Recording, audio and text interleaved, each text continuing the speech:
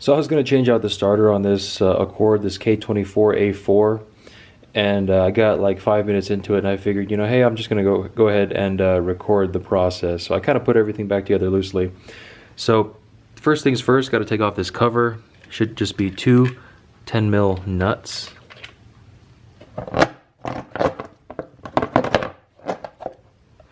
And the cover comes off. And then you want to unplug this thing, your injector clips.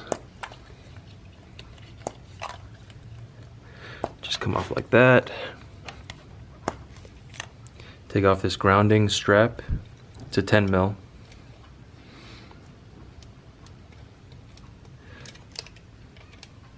Put that bolt back in just for safekeeping.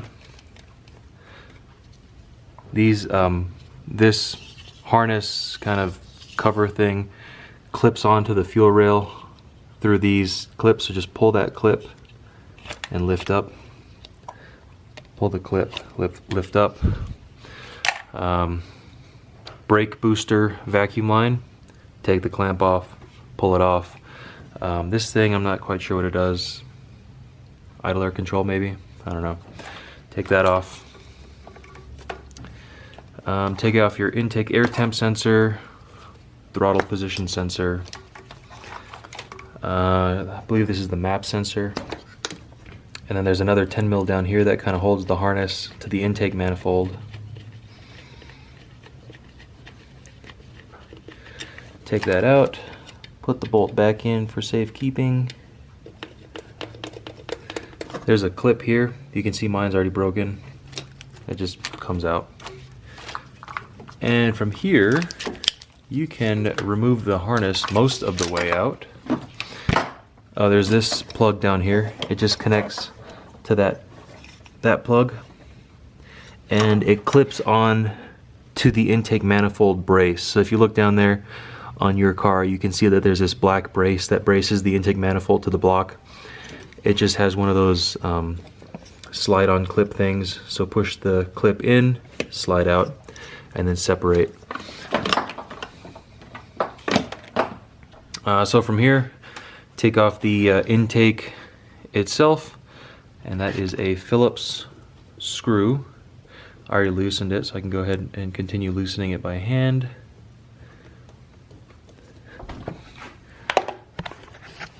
This hose right here just pulls right off. Yours might be a little more stuck. This thing just kind of pushes in there, so that pulls right off. And from here, you can see that this is secured to the airbox with this kind of spring tensioner thing. So this just pulls right off. So you just pull on it, and it comes off. You got to be careful if yours is older or it it seems more brittle.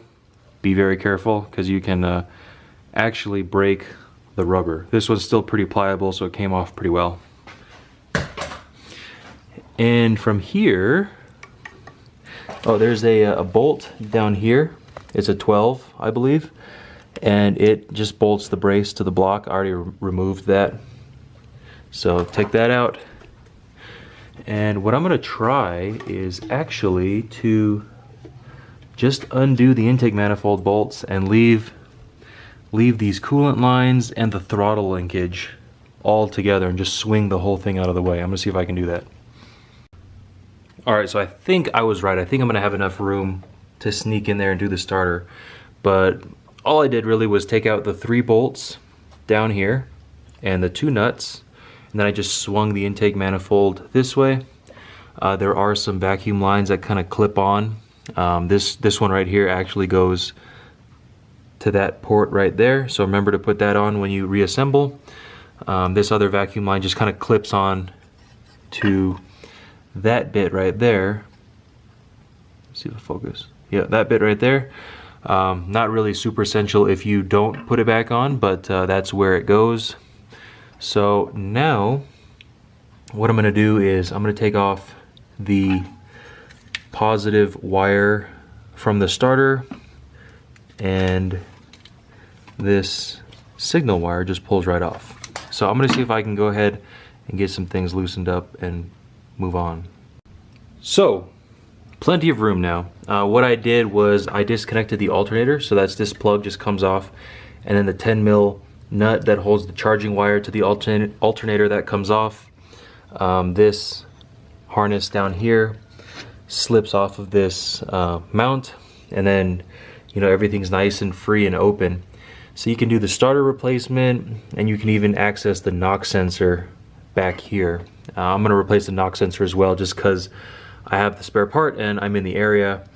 So yeah, this is a 14 mil kind of elongated bolt thing. This is a 17 mil. Undo those, just comes right out. Replace the starter, put everything back together. Installation is reverse of removal, of course.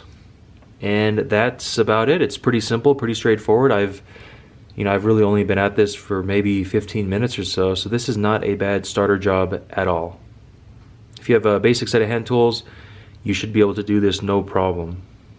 Anyways, thanks for watching. Hope this helped some of you out there. Give this video a like if you would, and I'll catch you later.